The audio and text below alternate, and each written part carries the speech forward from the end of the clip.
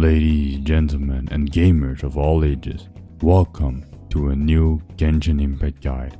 Last time I fully explained the Dender element, and this time I will explain the Geo element. Just like in the last video, I will explain all elemental reactions and artifacts containing to Geo, but unlike last video, I will go over all Geo DPSs. This is not because I had a change of heart, but it's because this video will be 2 minutes long otherwise.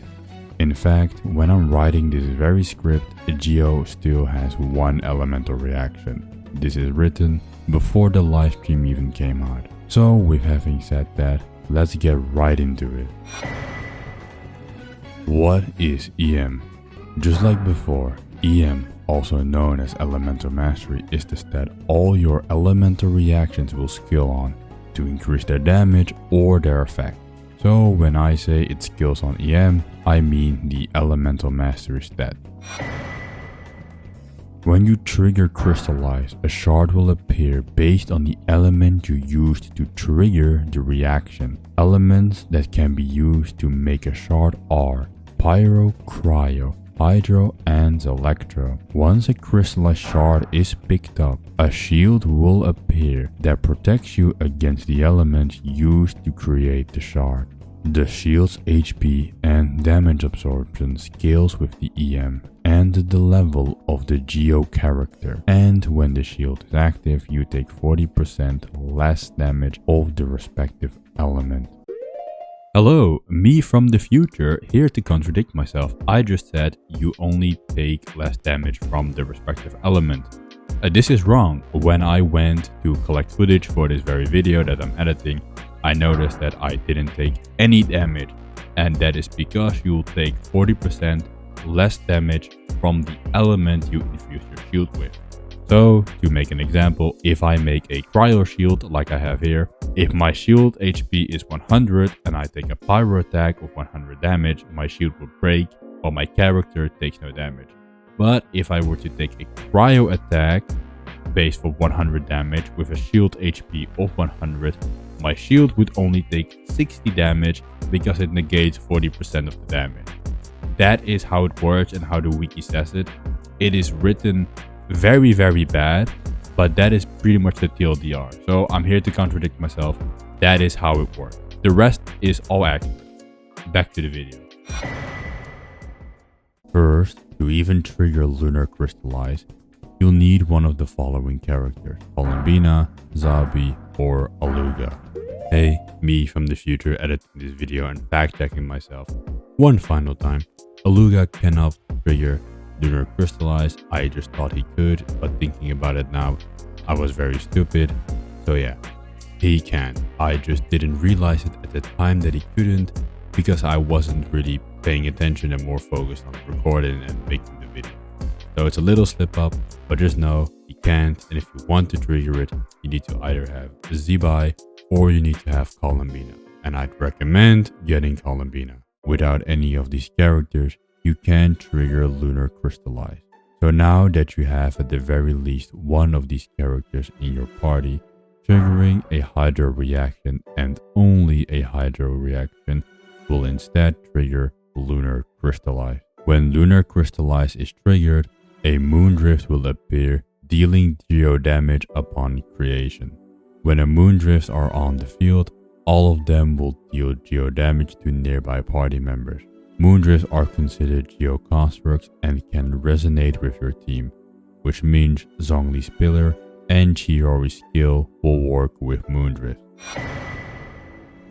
Archaic Petra. That's something you don't say often. 2-piece. Geo damage bonus plus 15%. 4-piece. Upon obtaining an elemental shard created through crystallized reaction, all party members gain 35% damage bonus for that particular element for 10 seconds. Only one from the elemental damage bonus can be gained in this manner at any one time. This viewer is a very support heavy set. You should have this on a character that is a shielder or a buffer. Then you should have your elemental main DPS just trigger Crystallize pick up the shard and then gain a 35% damage bonus. It does not buff Geo, it only buffs the reaction you may crystallize with. So if you make a Pyro reaction, it buffs Pyro, but not Geo. 2Ps. Defense increased by 30%. 4Ps. A character equipped with this artifact set will obtain the Curiosity effect in the following conditions. When on the field, a character will gain 1 stack after hitting an opponent with a Geo attack, triggering a maximum of once every 0.3 seconds. When off the field, a character will gain 1 stack every 3 seconds. Curiosity can stack up 4 times, each providing 6% defense and 6% Geo damage bonus. When 6 seconds pass without gaining a Curiosity stack, 1 stack will be lost. This is pretty much the all-rounder Geo artifact set if your Geo character doesn't have their own designated set. This set is the safe pick. It is the all-in-one. You can never go wrong. You get defense and Geo damage bonus. 2Ps. Increase attack by 18%. 4Ps. After using an elemental skill, gain 20% Geo damage for 10 seconds. While under a shield granted by the crystallized reaction, the above effect will be increased by 150%, and this additional increase disappears 1 second after your shield is lost. This artifact set is very specific. You get more Geo damage bonus based on your elemental skill. There aren't many characters that can use this currently as of the time of recording. There might be more in the future, so keep your eyes open for that. And the second part of this effect, you only get the 150% buff if you have a crystallized shield specifically, not with any other shield. Now all the elemental reactions and artifacts are done, I'm gonna explain all the Geo DPSs. Starting with Ningguang, you skip her cause she's ass and I'm not even gonna explain that. Next. I hear you cry, viewer. Is Noelle a DPS? Yes, Noelle is a DPS. All the builds and all the guides, even on Hoyo Lab, the official Hoyo website, the build that is recommended is her DPS build. It is not because I'm biased or because she's my main. It is because she's perfect in every single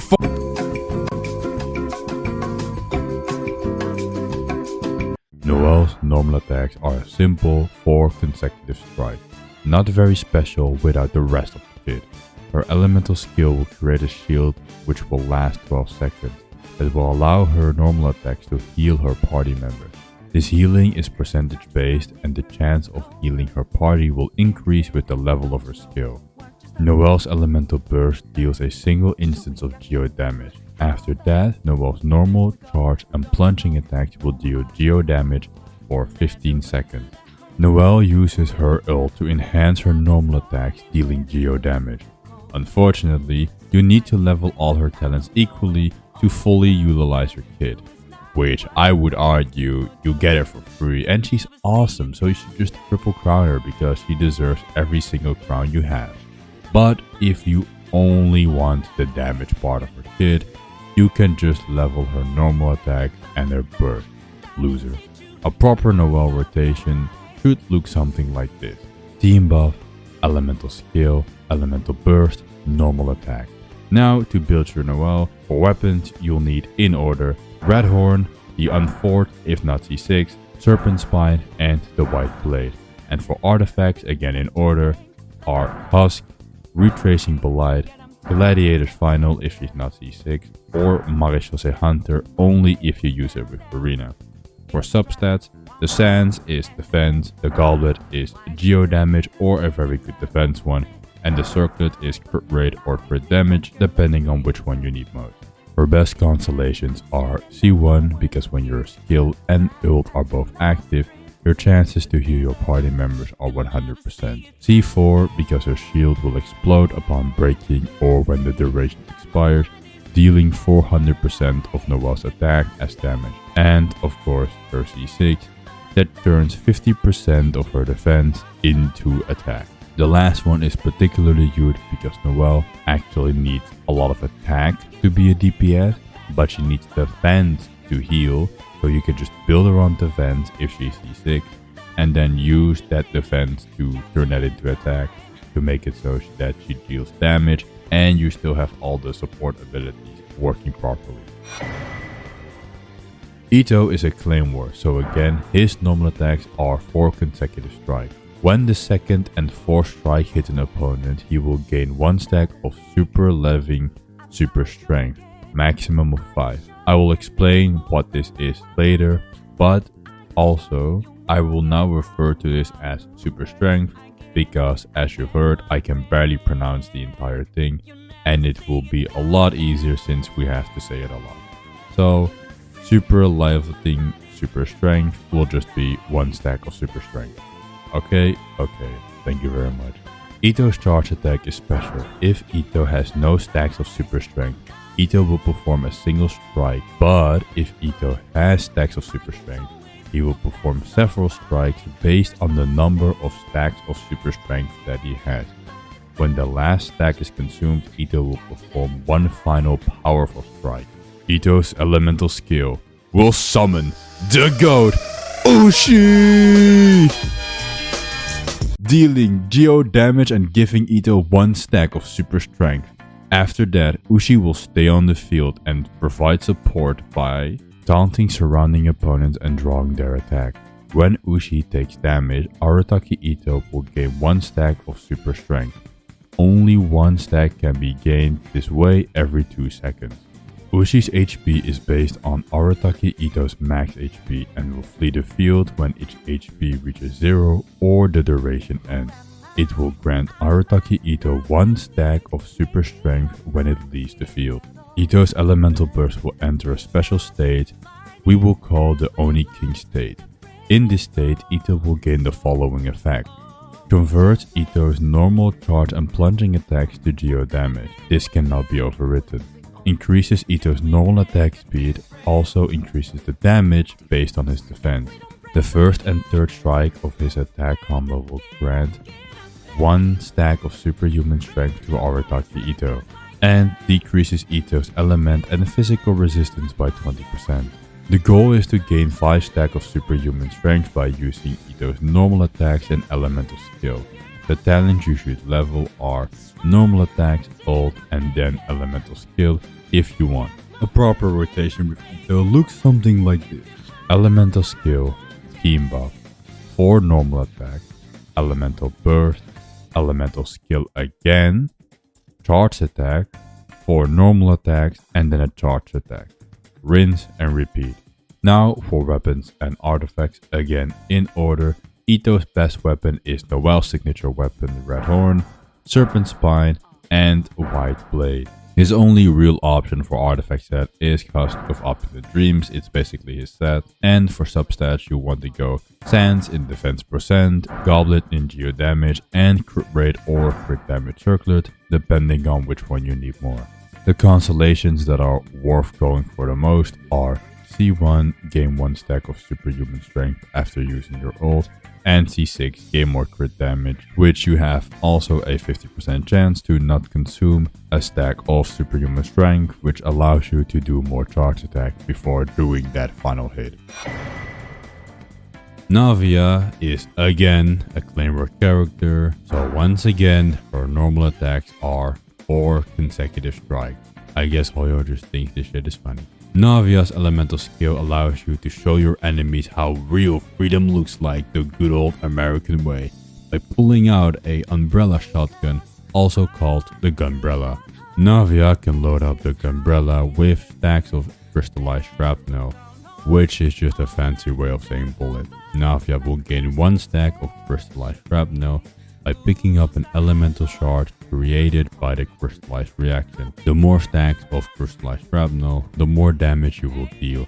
After Navia fires the Gunbrella, her normal, charge, and plunge attack will be covered into geo damage, which cannot be overwritten by any other elemental infusion.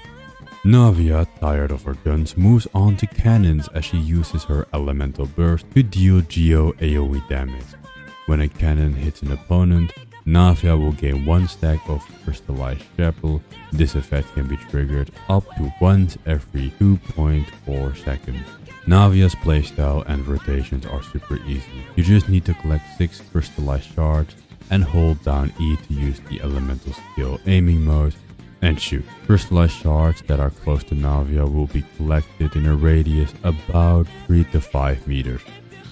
A proper rotation with Navia looks something like this. Elemental burst, team buffs, elemental skill, 4 normal attack, elemental skill, 4 normal attack. Navia's best weapons are, in order, Verdict, Serpent's Bind, the ultimate overlord mega magic sword, Tide Shadow, and the Bait Club. Navia's best artifact set is Nightmare Whispers, and there's nothing even close. The main stats you want to go for are for Sands, attack percent, Goblet, geo damage bonus, or a really good attack percent if you have one, and for Circlet, crit rate or crit damage depending on what you need more. Her best constellations are C1 because it gives you more crit rate and will give additional cannon fire after hitting an opponent with your elemental skill. But what I'm about to say is subject to change and may change slightly in the future. Zebai is not a claymore but actually uses a sword. However, her normal attacks are still 4 consecutive strikes. Some things just never change. MiHoYo really doesn't get tired of this shit. When casting her elemental skill, Zebai will enter the Moon Swift state, infusing her normal and charged attacks with geo damage. Now Zebai can gain stacks of radiance which can be consumed to use a special elemental skill. She'll need to consume 70 stacks of radiance to cast her special elemental skill. Then she will deal 2 instances of lunar crystallized damage. When in Ascendant Gleam, triggering lunar crystallized reaction will make Zebai gain 35 radiant stacks, and her 4th normal attack hits in additional time. This additional damage will be considered lunar crystallized damage.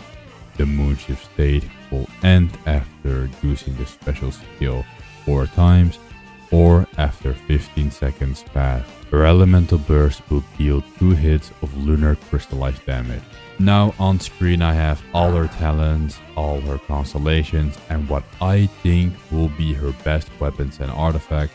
Again, this is very much subject to change and might not be her best set, just because I might have predicted it wrong. So we will see if this ages well or not. And now, dear viewer, I want to thank you very much for watching. The only thing I can really say is that you're fucking awesome for making it all the way here. And I really appreciate it if you can leave a like and subscribe to the channel, because I will eventually do every single element on how to play that element. If you want, viewer, there's one final thing I would like to ask, and that is to leave a comment with some constructive criticism or something you thought could be better. I'm still very new to making guides and explaining and recording, so I would very like some people to tell me what could be better, what could maybe be improved upon visually or audio wise. I do read every single one of your comments. I did it with how to play Dendro, and I will again. So I would highly appreciate it if you would just leave one. Even if you would just want to say hi or want to say thank you, it's all fine. I will read it 100%. I hope to see each and every single one of you that made it this far in the next video. And even if you didn't make it this far, still, watching always means the world to me. I put a lot of time and effort into it, and I will put even more time and effort into the next one. So hope to see you there.